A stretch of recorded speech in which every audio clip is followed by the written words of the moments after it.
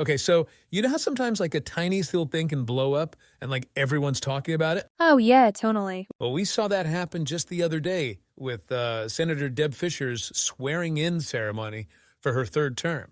I mean, at first it's like, okay, another ceremony in the Senate. Yeah, you've seen one, you've seen them all, right? Exactly. But then this thing happened that got everyone talking. Her husband, Bruce Fisher, he's there with her, obviously. And he gets to the part where they shake hands with the Vice President Kamala Harris, right? He declines to shake her hand. He just kind of nods at her and says, thank you. Huh, interesting. The internet went nuts. Like he had people saying he was being disrespectful, others saying it's no big deal. Yeah, I saw some of that flying around. So we thought, okay, we got to deep dive into this. Or shit. Because it brings up all these questions about respect and, social cues and how personal stuff gets all mixed up with politics these days.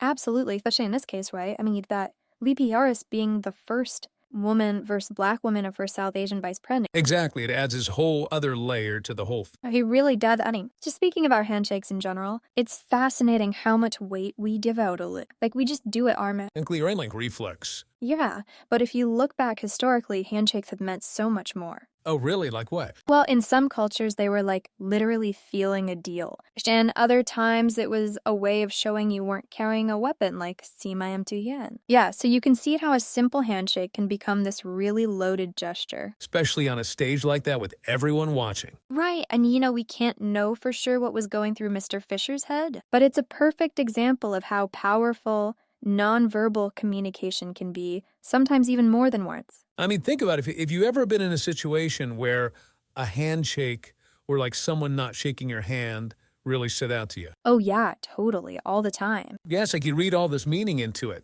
Exactly, and it makes you wonder how much of that is actually there versus us just projecting our own thoughts and feelings onto the situation. So true. And then you have VP Harris's reaction, which was really interesting to me. Yeah, how so? I mean, she just stayed totally composed and carried on with the whole ceremony. Yeah, she even went on to preside over the 2024 election certification, like right after this all happened. It's like she has to have this incredible ability to just roll with the punches. It's true, it makes you think about the demands of these high-profile roles where you got to keep it together no matter what. But he also brings up a question for the rest of us who aren't in those positions. Oh yeah, like what? Like, how do we balance our own personal beliefs with these kind of unspoken rules of how to act in public? Especially when everything feels so politically charged these days. Seriously, like every little thing could become this huge debate. And that's what's so interesting about this handshake incident, right?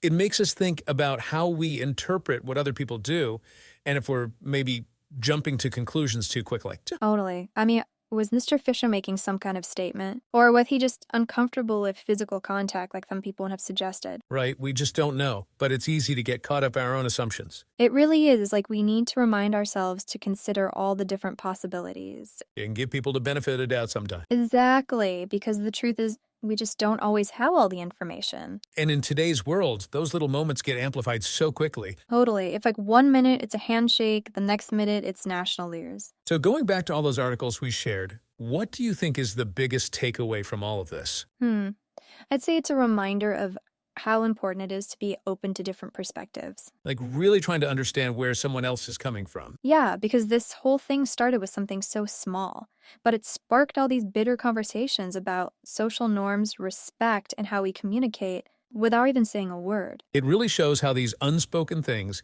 can be just as powerful as anything we say out loud. For sure, and it leaves us with something to think about, right? How do we as individuals express ourselves while also respecting those shared social codes that we all rely on? Because this handshake incident proves that even the simplest actions can have a much deeper meaning. Especially in a world that feels as divided as ours does sometimes. That's a great point to end on. So thanks for joining us for this deep dive, and we'll catch you next time.